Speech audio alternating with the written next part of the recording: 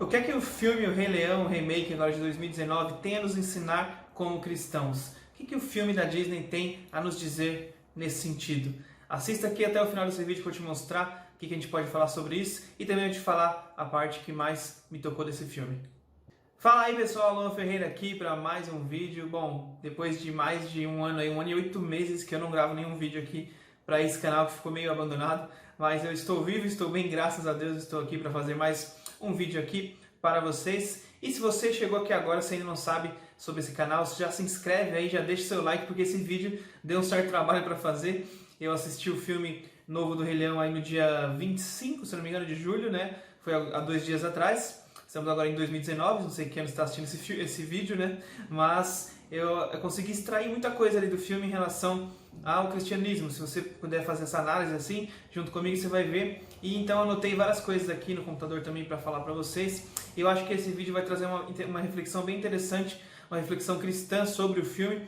É claro que os criadores do filme, que eu saiba, não são cristãos, não foi nada proposital, mas existem ali algumas coisas que a gente pode chamar de algumas analogias, algumas coisas que a gente pode absorver algo em relação à fé cristã desse filme, assim, em relação a esse filme. Beleza? Então, eu vou falar para vocês algumas coisas aqui, e assim, esse filme, o que eu vou falar aqui tem alguns spoilers e tal, é claro, mas a gente está falando de um filme, né, de 25 anos atrás. Então o filme foi lançado a primeira versão em 1994 e eu assisti agora o novo filme em 2019, né, que foi refeito e ficou maravilhoso. Foi um trabalho realmente muito bom, foi bem fantástico, bem emocionante.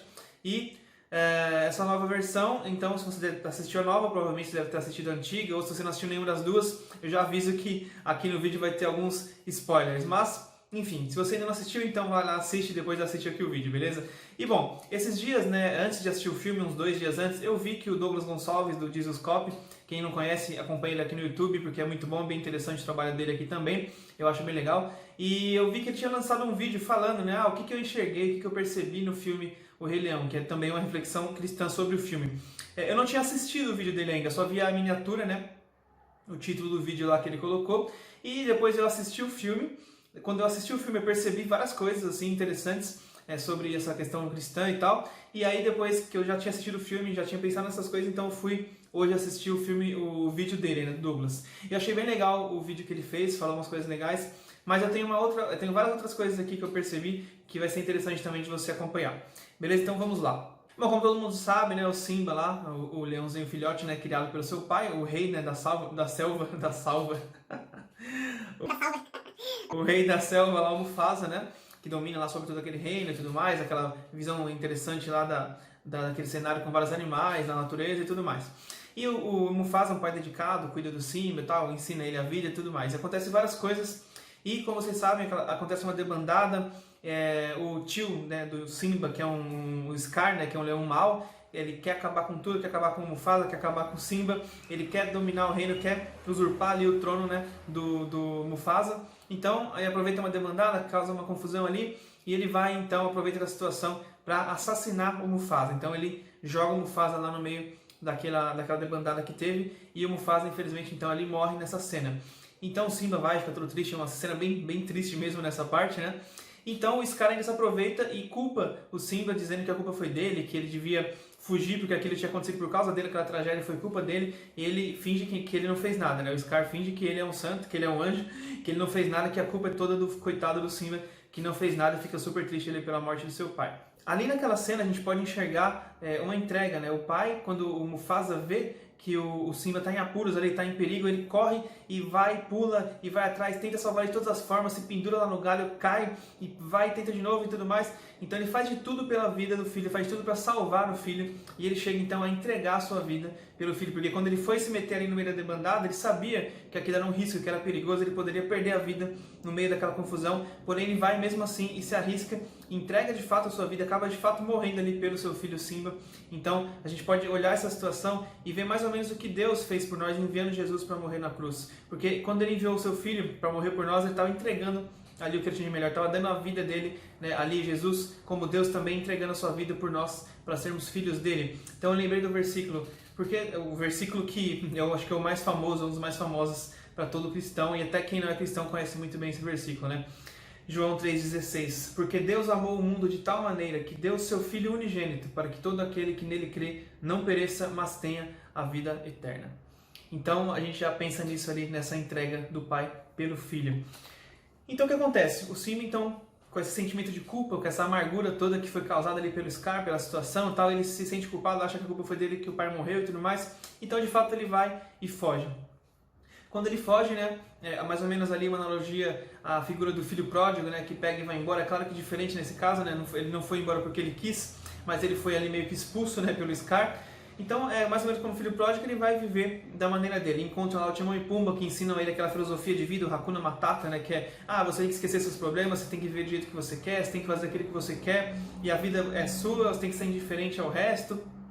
Então ele começa a se divertir ali com o Timão e Pumba, ele aprende a comer insetos. Então o Timão e Pumba fala pra ele que ele não tem esse negócio de caçar, que ali ele tem que ser amigo de todo mundo, que ele só tem que comer insetos ali. Tem até aquela brincadeira, né, a viscoso mais gostoso, né, que eles ensinam pra ele, pra comer os insetos e tudo mais.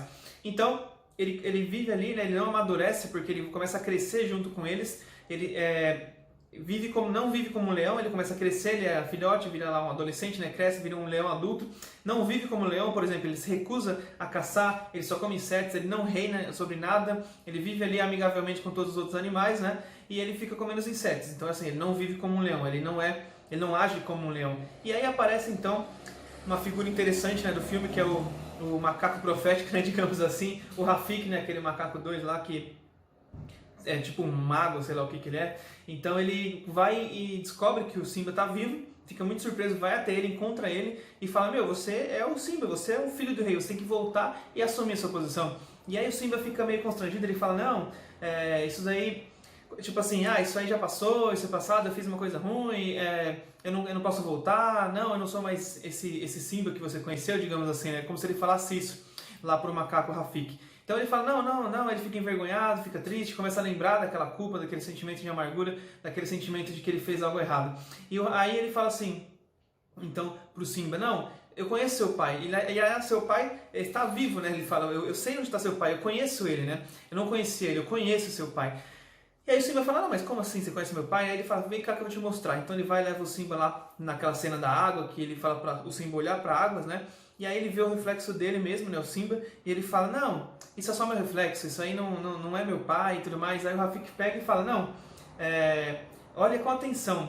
Então o Simba, ele vai, ele olha então lá para a água com mais atenção, ele começa a enxergar a figura do pai ali. E aí o Rafiki fala uma célebre frase, né, ele fala: está vendo? Ele vive em você. Então essa cena é bem forte mesmo, mas tem uma melhor ainda que vem depois. Então nessa cena é bem interessante porque a gente se lembra de que Deus nos fez a sua imagem e semelhança. Então quando a gente olha para a imagem do Pai refletida em nós, a nossa imagem refletindo ali a imagem do Pai, a gente lembra que a gente é imagem e semelhança de Deus. E a gente se lembra de quem a gente é, que a gente é filho de Deus. Então isso me lembrou de outro versículo que está lá em Gênesis 1, 26 e 27, né, que diz: e disse Deus: façamos o homem à nossa imagem, conforme a nossa semelhança, e domine sobre os peixes do mar, e sobre as aves dos céus, e sobre o gado, e sobre toda a terra, e sobre todo réptil que se move sobre a terra. E criou Deus o homem à sua imagem, a imagem de Deus o criou, homem e mulher os criou. Gênesis 1, 26 e 27. Então, nessa cena você consegue perceber isso, consegue ver ali que ele tem um choque quando ele vê que ele é a imagem do Pai, que o Pai vive nele. E assim como diz a Bíblia que o Espírito Santo habita em nós, né? Deus habita em nós. E quando nós cumprimos a vontade dele, a palavra dele, ele vem e faz morada em nós. Então isso também é bíblico. Então o pai dele, né, ele tem uma cena que o Simba enxerga o pai dele lá no céu. Ele ouve a voz do pai do Mufasa, o Mufasa chama ele, né? E ele começa a olhar para o céu, começa a falar com o pai dele. E aí o Mufasa, né, o pai do Simba, fala: você se esqueceu de mim. Você esqueceu quem você é e esqueceu de mim.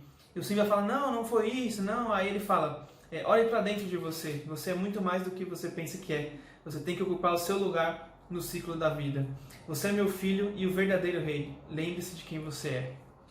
E nessa parte aqui é muito impactante, né, que ele fala, ele faz isso, né, esse impacto de olhe para dentro de você, veja quem você é, lembre-se de quem você é. Então, no nosso caso, temos que nos lembrar de quem nós somos. Somos filhos do rei, somos filhos de Deus. E agora apareceu o rabo do meu cachorro aqui embaixo no vídeo. Mas então, E aí nessa parte, é a parte que eu acho que foi mais emocionante assim para mim, que eu percebi, foi que quando o Mufasa começa a desaparecer lá no céu, começa a sumir, o Simba fala, não, pai, você vai me deixar de novo. Eu não lembro exatamente o que o Mufasa fala, as palavras eu pesquisei tentar achar, mas eu não consegui. Mas ele fala alguma coisa assim, não, eu nunca te deixei. Eu nunca vou te deixar, porque o meu amor é eterno, a minha presença com você é eterna, eu vou sempre estar com você. Então eu nunca vou te deixar, nunca te deixei. Porque o Simba fala, você vai me deixar de novo? Ele fala, não, mas eu nunca fiz isso. E isso me lembrou fortemente também de um versículo lá de Hebreus 13:5, parte B, que Deus fala, não te deixarei, nem te desampararei, não te deixarei, nem te desampararei.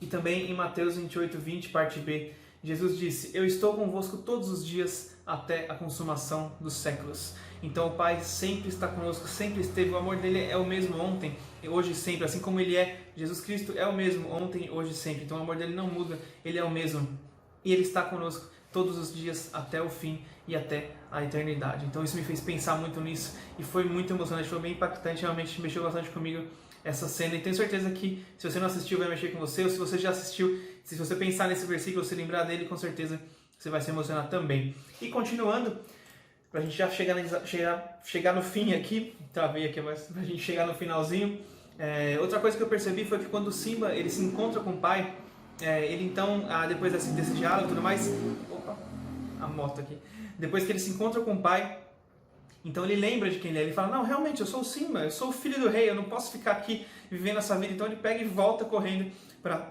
a terra dele, volta correndo para assumir o trono que é dele por direito. Então ele vai e assume quem ele é. No nosso caso, nós temos que nos lembrar de que nós somos filhos de Deus, temos que assumir a posição de filhos de Deus e tomarmos posse dessa herança que é a vida eterna, que é de fato cumprir a vontade de Deus na terra. Então quando ele vai até o Pai, eu me lembrei também do versículo que Jesus diz, vinde a mim, todos os que estáis cansados e oprimidos, e eu vos aliviarei. Que quando Simba vai até o Mufasa, quando ele tem esse encontro com o pai, ele está cansado, ele está ali lembrando da culpa, porque o Rafiki encontrou ele começou a pensar em tudo que aconteceu, ele fica triste, desanimado, sobrecarregado, então ele encontra o pai, e em pai ele encontra também o alívio. Ali quando ele encontra o seu pai, ele encontra a paz, porque ele consegue resolver essa questão, consegue ver que realmente ele é filho do rei. E uma coisa que eu percebi também, que quando ele volta, ele assume, então tem aquela luta com o Scar, com as hienas, tá? aquela guerra que eles têm para o Simba reassumir o trono. Uma coisa que eu percebi também é que quando ele volta, há então a restauração, porque ele assume o trono, ali o reino ali que ficou com o Scar está totalmente destruído, falta alimento, falta comida, falta água, falta várias coisas, tem vários problemas ali, né? Ele assumiu, ele instalou ali uma ditadura, né? Acabou com o reino ali que era do Mufasa. Então o Simba reassume o trono, consegue restaurar tudo, consegue fazer com que tudo volte a funcionar bem, o trono ali é dele agora, então ele assume, o reino é restaurado, tudo volta a ficar bem, tudo volta a florescer, tudo volta a melhorar. Então ele assume quem ele é, ele assume a sua posição. E nisso eu aprendo que quando nós assumimos quem nós somos, quando nós assumimos que nós somos filhos de Deus, quando nós agimos conforme quem nós somos, no nosso papel no reino, então há restauração, há transformação, quando nós obedecemos, há de fato uma nova vida nos esperando dentro da vontade de Deus, para que a gente possa agradá-lo e fazer a vontade do Pai. Bom, espero que esse vídeo tenha te abençoado, espero que esse vídeo tenha sido impactante para você, tenha mexido com você, tenha falado com o seu coração através desses versículos que eu falei, através dessa pequena reflexão, que na verdade não é tão pequena, já tem bastante tempo aí, já estamos aí com uns 14 minutos de vídeo, né? Mas beleza. Então eu espero que você tenha gostado, deixa seu like se você gostou, se inscreve aí no canal e comenta aqui embaixo qual foi a cena que mais te impactou do filme, o que você mais sentiu, o que você mais refletiu quando você assistiu o filme em relação a essas questões cristãs. Me conta aí nos comentários o que você achou do vídeo também. Beleza? Então um grande abraço, fiquem com Deus e lembre-se, nunca, jamais se conforme, não vos conformeis. Valeu, um abraço, tchau, tchau.